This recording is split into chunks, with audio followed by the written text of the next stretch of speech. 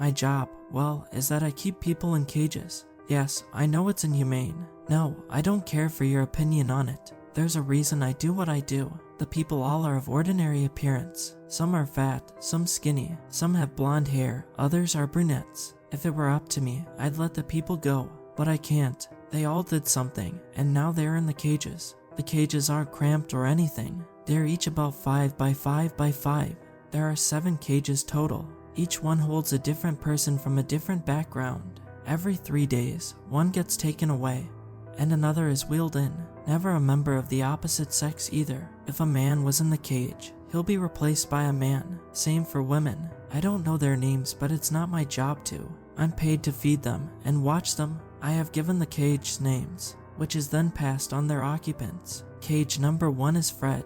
Usually, Fred's occupants are between 5'7" and 5'10". They always have brown hair, but styles and length vary, as does their weight. They are to be given 14 ounces of blood once every 7 hours. No mirrors within 30 feet of their cage. Cage number 2 is Cassie. All of the Cassies have been 5'4" or 5'6", never 5'5". They're always blonde, smaller women, petite one might say. They're to be given exactly 40 fluid ounces of water and a pound of raw meat daily. Cassie's cage is electrified unless she's being fed. Cage number 3 is Earl. Earl always is a scruffy looking dude with a handlebar mustache. Hair doesn't matter, nor does color. His rules are simple. 1 jar of mustache wax and a copy of the Times. However, the copy must always be not from within the previous year. He's also not to be given hair tonic for any reason. Cage number 4 is Mary. Mary is always a religious type, which religion varies. So far, as I can tell, we've had 3 Muslims, 5 Christians, 5 pagans, and 2 Hindu Marys. They're almost always 5'3", and have varied in weight. No set rules, so I just give them whatever I have available as food. Well, except one, they're not allowed any access to holy or religious imagery, no matter what. Cage number 5 is Chad. Chad is always a blonde guy, usually clean cut with clothes that indicate high social status, designer clothes, and the like. Don't much care for Chad. He's to be given a cup of some green liquid. The liquid never kills them, doesn't even make them sick. Chads don't talk much, mainly because when he does, a black ooze comes out of every hole on his face. Freaky at first, but you get used to it. Cage number 6 is Bob. Bob is interesting, mainly because I can't tell what each person has in common. So far we've had all males, but they've consisted of 7 African Americans, 14 Caucasians, 8 Asians, and 13 mixed race. They've been everything from plumbers to bankers, and even homeless. Oh well, the mystery goes on. No set rules in place. They do require cleanup though. On day 2, their eyes are always missing, replaced with, oddly enough, 2 coins. They never seem to be in pain, however, even making idle chat with me. And finally, cage number 7 has only ever had 1 occupant. She's never been taken away. She's a 6-year-old girl named Lisa. She has a blue dress, blonde hair and pigtails, and an ever-present smile. The weird part, she's been here for at least a decade. Hasn't aged a day. All she ever does is sit in her cage. She's given coloring books and 30 minutes of TV time daily. Again, I don't make the rules. All I know, these people all did something the higher ups won't tell me. So now we have the cages, the very unique and specifically made cages. I found this job through, of all things, Craigslist.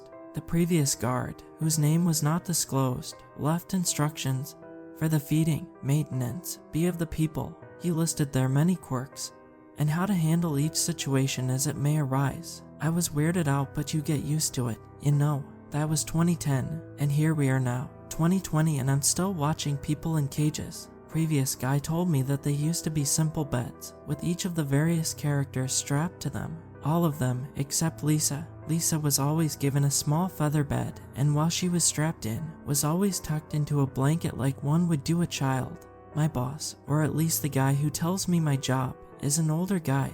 His left hand is kinda messed up. He said it was a cooking accident.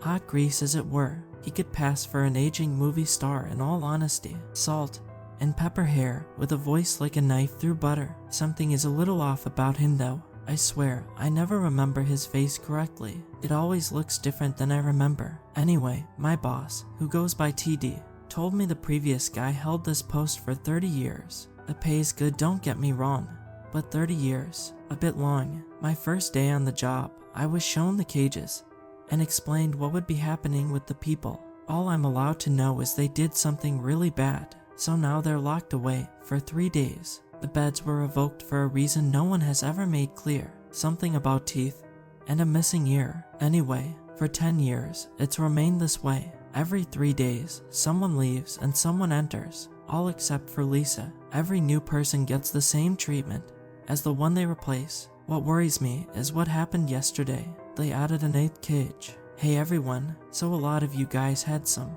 interesting theories as to why the people are locked away, and while they piqued my interest, I won't investigate the matter any further. Not my job to ask questions. The installation of the 8th cage wrapped up yesterday, and today they brought in the first occupant. They brought in an old man. He wasn't even able to stand. They had to wheel him in as he was wheelchair bound.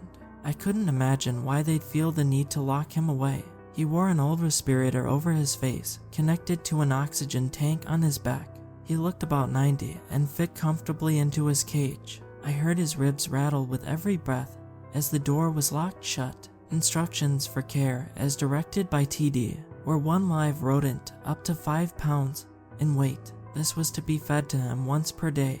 I think I'll call this one Bill for now. Seems fitting somehow. Today, they took another of the Freds away. 2 hours later, he was replaced by a different man, but ticking the usual boxes. 5'8", brown hair, the usual. This Fred was morbidly obese, at least 400 or so pounds. Mary was saying her usual prayers, and Lisa was coloring. A quiet day on the job, as they usually were. That was until feeding time.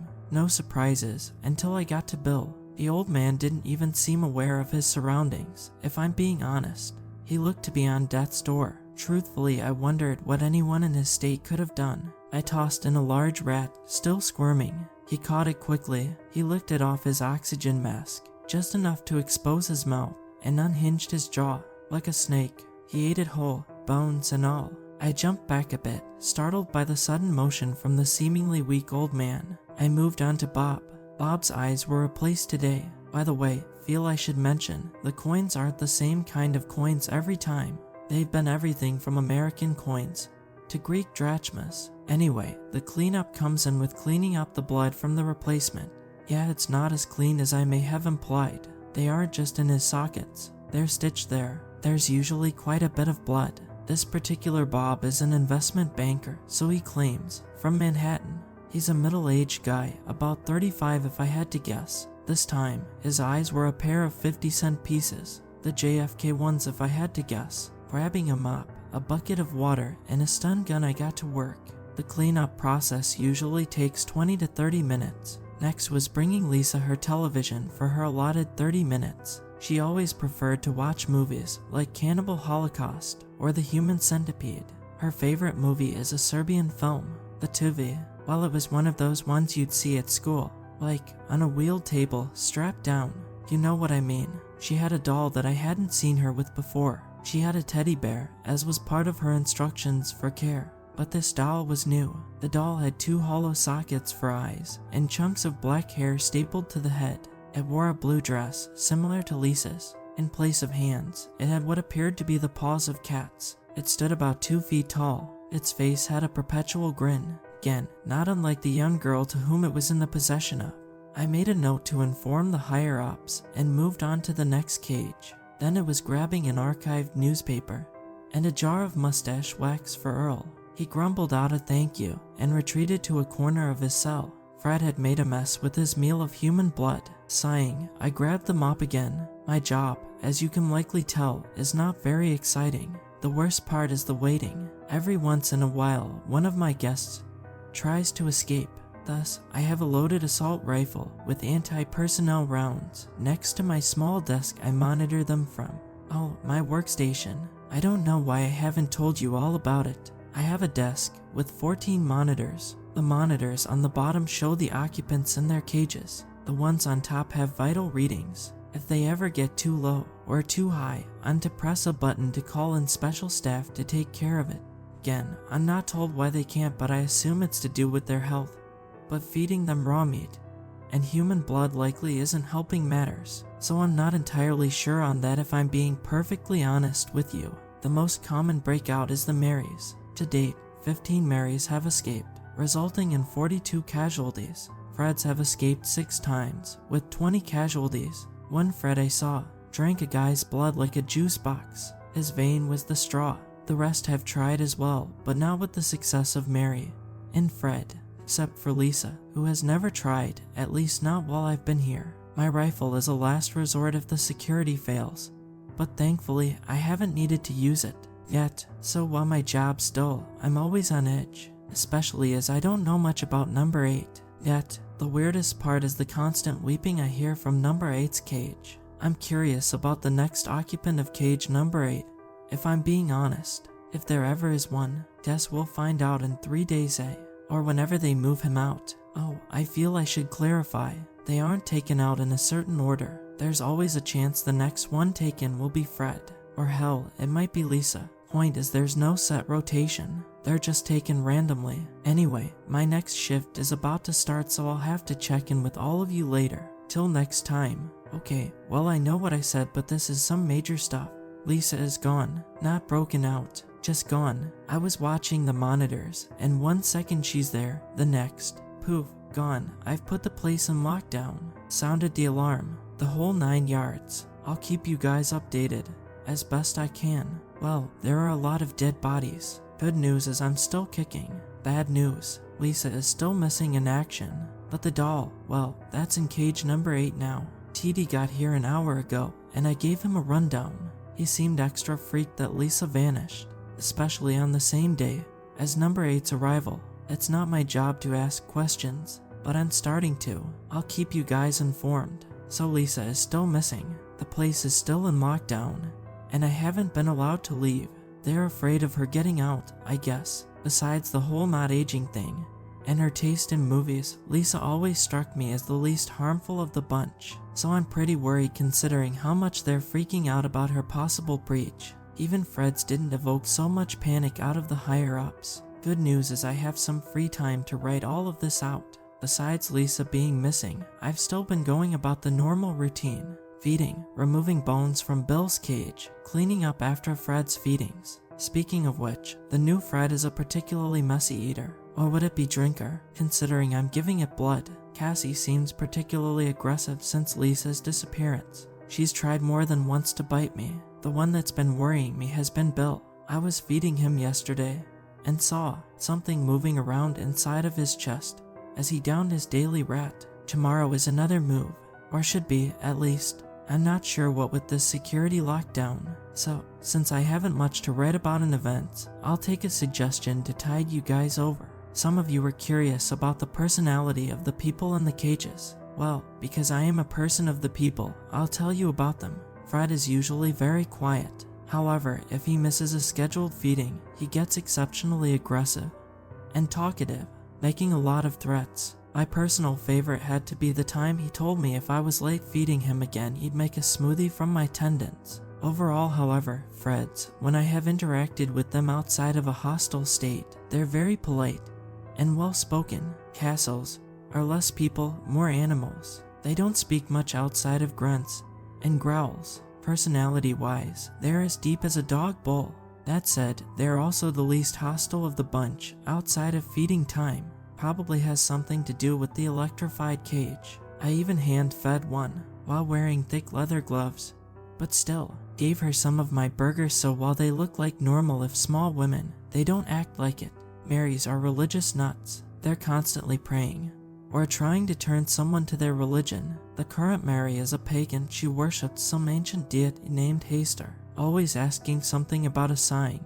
I dunno, they're interesting, but not much in the way of conversation. I tune them out most of the time. Bobs are mixed, as is to be expected. Most are very prone to conversation. Typically it's water cooler talk.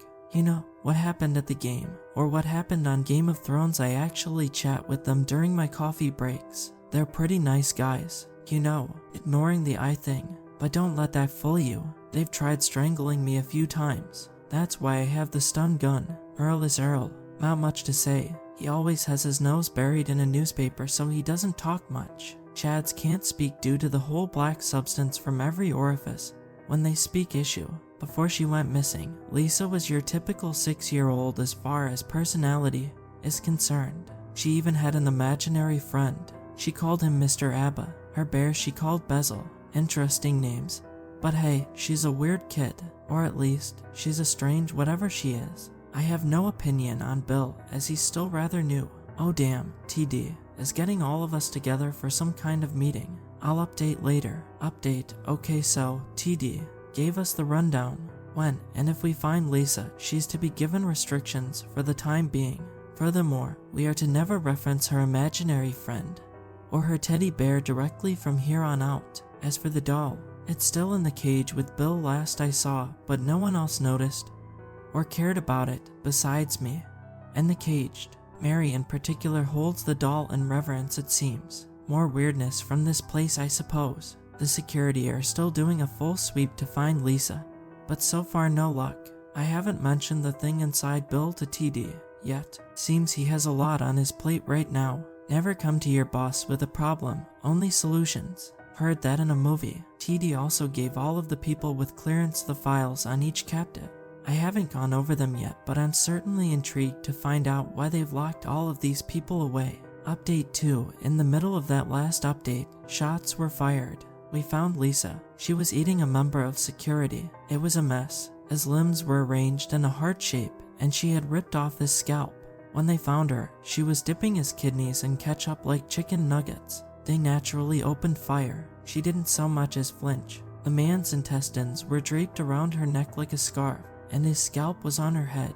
I nearly vomited when I saw it. I'm a bit fuzzy on the details, but somehow we managed to secure her and placed her back into her cell. So that's what she eats, as it turns out. The doll was in her cage when she was put back.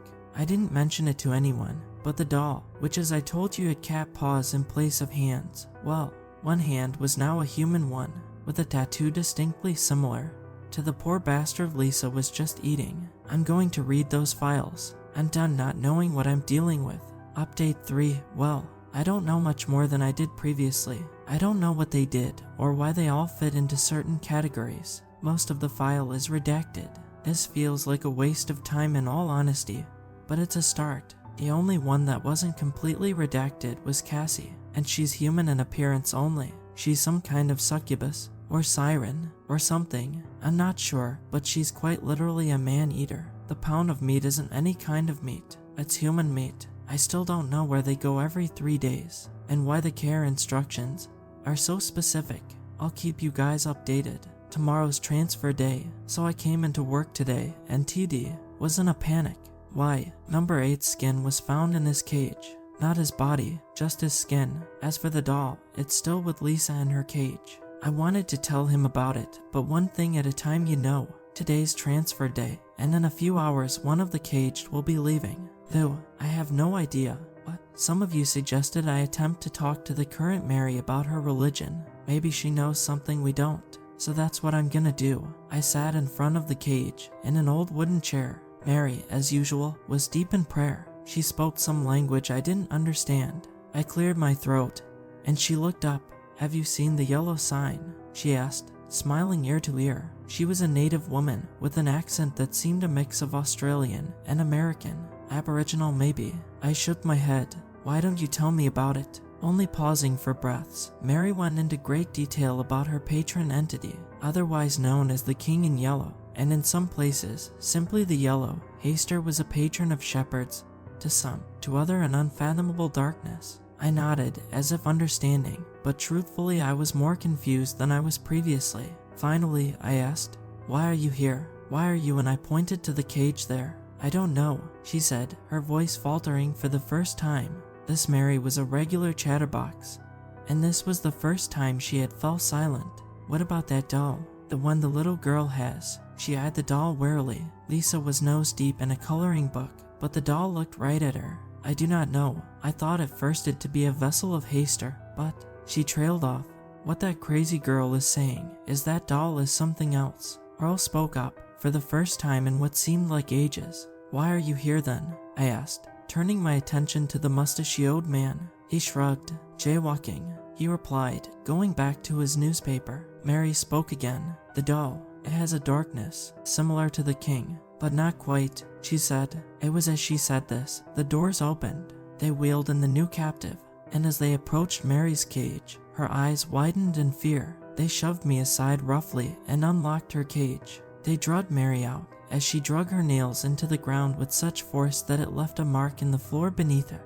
They strapped her in, and as she cursed in that unknown language, they wheeled her away. Her replace, a nun, came soon after. Well, so much for that lead. Security had been on extra high alert since the old man, we're guessing anyway, shed his skin. I was reprimanded by TD for talking to the pagan Mary about her religion. He didn't punish me or anything, but let me dot off with a warning. She said that doll had a darkness, and I believed her. I also talked to Lisa a bit today, asked about Mr. Abba. She said his full name is Donald Abba III.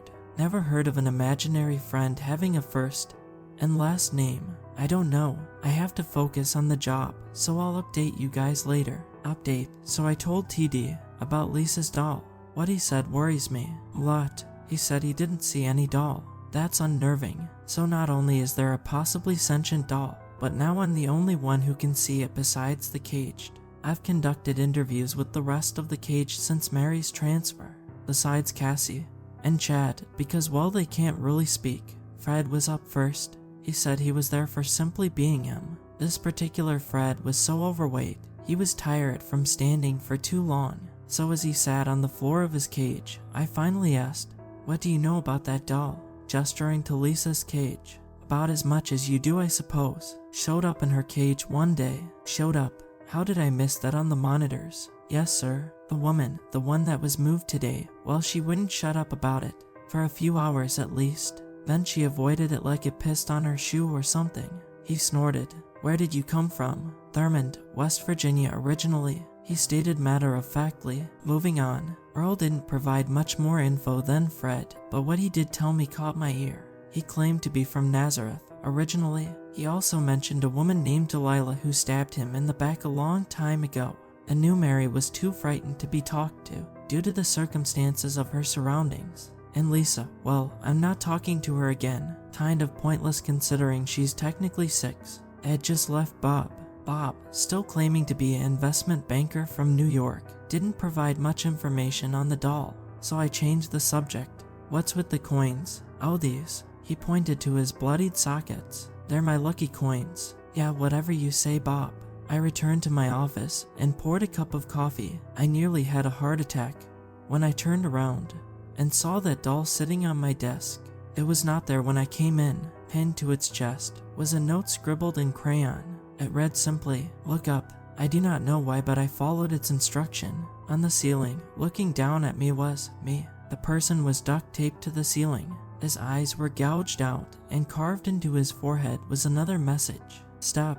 I blinked, and the corpse and doll were gone. I ran to the monitors and saw the doll back in Lisa's cage, looking directly at the camera. I'm starting to think this isn't worth $500 a day. Sorry about the wait. Been a busy few days since Bill slipped out of his skin. Speaking of which, it's still undetermined whether or not Bill could be considered the same being as whatever crawled out of his skin. Some of you suggested I tell TD, and I very much intend to, just have other things to deal with. Also, there were no transfers today, which is weird, considering it's happened every 3 days for at least a decade. I've been having trouble sleeping.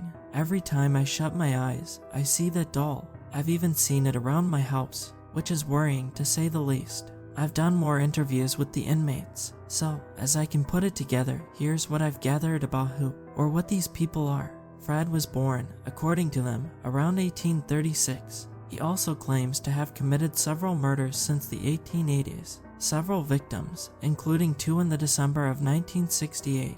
He cites those as his favorites. He's nearly 200 years old, by his own count. Mary claims to be a nun, a woman of the cloth. She said she was born in 1883 and did what she did for the Lord. Apparently, she'd convert the wealthy in order for them to give their money to the church. She also said she's no Catholic, but a Greek Orthodox. Chad, I gave a notebook to communicate with. Below is said interview. Why are you here? Chad wrote troubles with women. We've all been there. I followed up by asking where were you born? What year? His response: I was born in Burlington, Vermont, 1946. He certainly didn't look that old. I thanked him for his time, gave him his green liquid, and moved on. Finally, we have little Lisa. Lisa insistently claims she was born in 1681 in Massachusetts. She also said she misses her cousin Betty. That's all I got out of her before she returned to her coloring book. It doesn't faze me that she's easily the oldest of the bunch. Hold on a second. I just saw something in the camera. It's much bigger than the cages. It's maybe about 7 feet tall. It's completely devoid of hair or pigment. What caught my eye, however, was the oxygen tank on its back.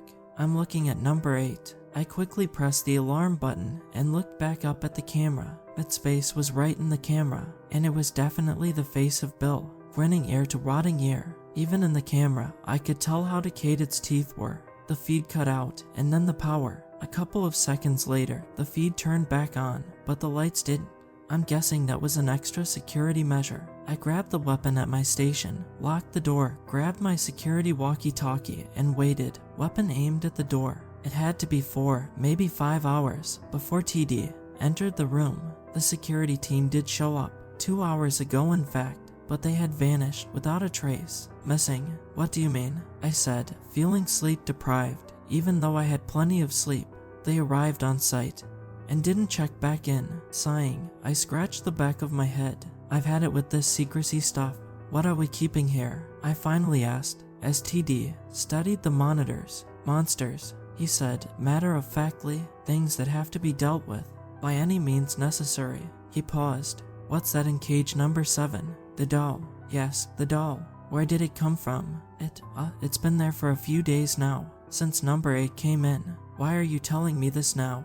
He demanded, with a look of fear, and anger etched across his face. Well, I stopped myself since number 7 went missing, then number 8. I figured it rated low on lists of concerns. He sighed. The power was cut. There's a backup generator. Grab the gun and come with me. My superior ordered me. I guess I don't have much of a choice. I have to stop here for now. Not a good idea to keep writing, what with the lights being out. Update, alright. I'm still alive.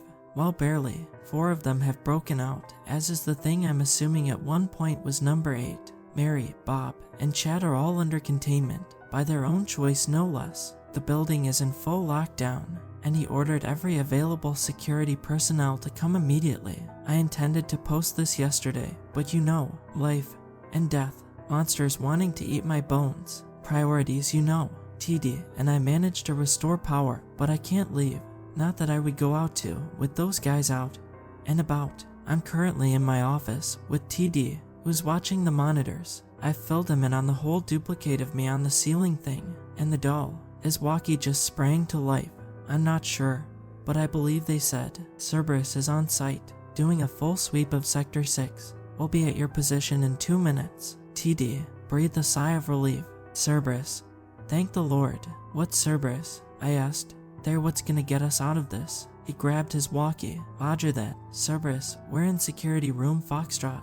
Subjects are out of containment with the exceptions of number 4, number 5, and number 6. You have permission to terminate any of the others on site. Also, be advised, there may be 2 hostile entities with subject number 7. Terminate all on site. Roger that. Then there was radio silence. I kind of regret looking over as he grabbed it though, because I realize how tired I am, but I'm not crazy. TD's face wasn't there anymore. It was a mass of flesh and writhing muscles. 2 grotesque horns were burrowed in his forehead. As I blinked, his face had changed to the vaguely aged look I was familiar with. I have to go for now. Cerberus just arrived. But can any of you please tell me, what the hell was I just locked in a room with? You know, if I survive this, I'm asking for a raise, or actually lethal weaponry instead of rubber bullets. My job, up until last week, was watching people in cages. No questions asked. But then cage number 8 arrived, and now I'm more concerned on getting out of here than performing my job dutifully. Cerberus is still searching for the escaped. We found what was left of the initial security response. They were mauled by something, limbs strewn all around, bite marks, that sort of thing. If I had to guess, I'd say Cassie or Bill got to them, initially anyway. The lack of blood suggests Fred as well, but he was never one for dismemberments. Did I mention the initial response was around 10 to 15 guys? Kind of important. Cerberus, meanwhile, is 4 men I don't even know their names. Their faces are completely obscured, and they wear riot gear. From what I heard, they go by codenames. W, F, P, and DD seems to be the leader of the pack. Despite there only being 4 of them, TD seems confident they'll round up or exterminate the others. Either way, I'm not so sure I trust TD anymore. Not after what I saw. I'm not allowed to leave. So in the meantime, I've been piecing together what's actually going on down here, which, to be honest, isn't going well. I'm still confused as to what these people are. Damn, I just heard gunfire. Update, alright, well that was something. They found Cassie. She shook off about 30 seconds of shots from assault rifles. She's back in containment, as they could do little more than incapacitate her. One down, I guess. TD has gone missing though. Cerberus sent F to watch me. Guess they don't trust the normal security guard. They're kind of assholes in all honesty. I'm really hungry. I asked F to let me get some food from the cafeteria area, but he denied it with a head shake and pointed to my chair. So I'm just writing now to clear my head. It's getting harder to concentrate if I'm being frank with you guys. I mean, wouldn't you be a little freaked out in my situation? At any rate, what really concerns me is our doll friend has showed up in my office. F doesn't seem to notice or care about it. Maybe 2D hadn't briefed these guys, or maybe I'm finally losing it. God, I'm hungry. You know what's funny? I can't remember anything before last Saturday, the day they added cage number 8. I should have guessed there was something up from the get-go, but the pay was so good and I needed the money. And for 10 years, it was relatively peaceful, you know. Relatively being the operative word. Or was it? I can't be sure anymore. Everything before last weekend is a blank. Stress will do that, I suppose. Simple job. Watch people in cages. Get paid $500. I need food. I haven't eaten in what feels like days. I'm not dying here. Update, I can't believe what I did. So I convinced F to let me go check on the contained subjects. Feed them. I took my weapon with me, just in case. And I was just so hungry, so I ate some of the meat we give to Cassie. Yes, I know, it's human, but I needed food. Okay, I ate yesterday, but I felt like I was starving. I needed it, more than that monster did. And you know the worst part? I liked the taste. I mean, it was raw meat, but it wasn't bad. Tasted sort of like pork, so I ate more. It wasn't until TD appeared out of nowhere that I realized I had been there for hours, gorging myself. I wasn't hungry anymore, but I couldn't stop myself. TD pulled me away from my flesh feast and told me that they had killed Fred. He didn't seem fazed by my actions, instead irritated that I had left my post. F wasn't there when I returned, but the doll was. And just like the other day, 2D didn't see it, even though he did yesterday. I asked as he turned to leave, "What are you?" He stopped. "Come again. What are you?" He raked his nails on the doorframe. As he stood in place, his fingers bled a bit.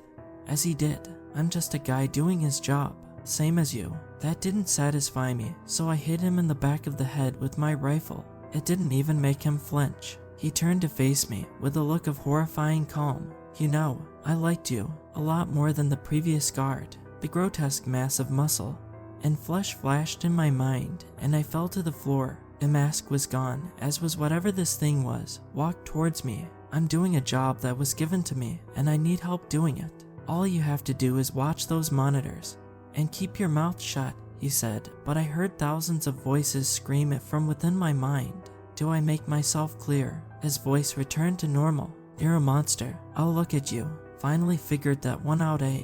Well, not quite. I'm more like the monster. Lightbringer, Prince of Lies, etc., he said, with mocking amusement, lackadaisically gesturing with his hands. "Look, I'm not the bad guy here. No, in fact, I'm doing my best to keep them here, and for the sake of mankind, I suggest you do the same." He patted me on the cheek and left the room. I ran for the door, but it was locked behind him. So yeah, I'm working for the devil himself. How fun. Should have suspected that from the beginning if I'm being honest. I'm going to get some sleep. I'll update you all later. Update, I woke up to more gunfire. They found Earl. His normally short hair was longer now, and he had no issues shrugging off bullets. In fact, he broke a gun over his knee. At least that's what I heard over radio chatter. They had restrained him via horse tranquilizer, cut his hair, then locked him back up. That explains the hair tonic rule. Lisa and Bill are still missing, but I'm more concerned with getting out of here at this point. I managed to pick the lock. I always keep a bobby pin on me. What can I say? I'm a bit paranoid at this point, and I'm going to lift the lockdown at one of the exits. Here's hoping I make it. Update. Alright, figured you guys would like me to keep you updated. I have my phone with me for that very purpose. If I know this building well, I should be able to find the exit. Cerberus is patrolling for me. At least, I think they are. I saw more security staff coming in with equipment.